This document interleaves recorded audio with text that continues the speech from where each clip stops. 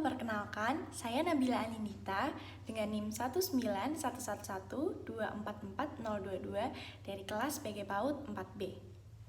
Video kali ini dibuat untuk memenuhi tugas akhir dari mata kuliah Perkembangan Sosial Emosional Anak Usia Dini. Langsung saja kita mulai videonya.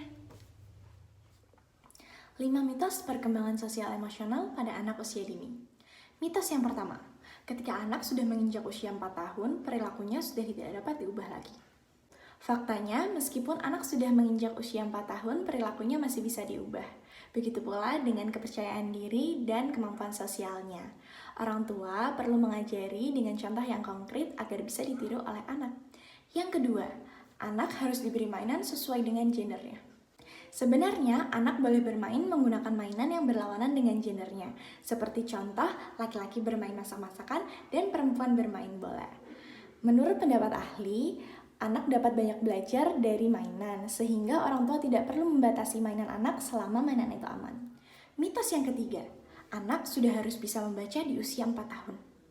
Jangan pernah memaksa anak usia 4 tahun untuk bisa membaca. Sebenarnya pada usia ini lebih penting orang tua mengajarkan kemandirian pada anak, cara bersosialisasi dan juga cara menjaga kebersihan. Memaksa anak belajar kalistung dapat membuatnya merasa tertekan dan terbebani sehingga perkembangan sosial emosionalnya dapat terganggu. Selain itu, bisa membaca bukanlah persyaratan masuk SD. Jadi, orang tua tidak perlu memaksa anak untuk bisa membaca sebelum masuk SD, apalagi sebelum masuk TK. Yang keempat, anak tetap harus diajarkan menggunakan tangan kanan meski ia kidal. Sekali lagi, jangan pernah paksakan anak. Faktanya, anak kidal yang dipaksa menggunakan tangan kanan beresiko mengalami gangguan kecemasan, sulit berkonsentrasi, bahkan mengalami gangguan tidur. Tidak menutup kemungkinan saat dewasa nanti ia dapat mengalami gangguan berbicara seperti gagap. Mitos yang kelima, kalau anak usia 4 tahun masih mengompol, itu tandanya ada masalah emosional.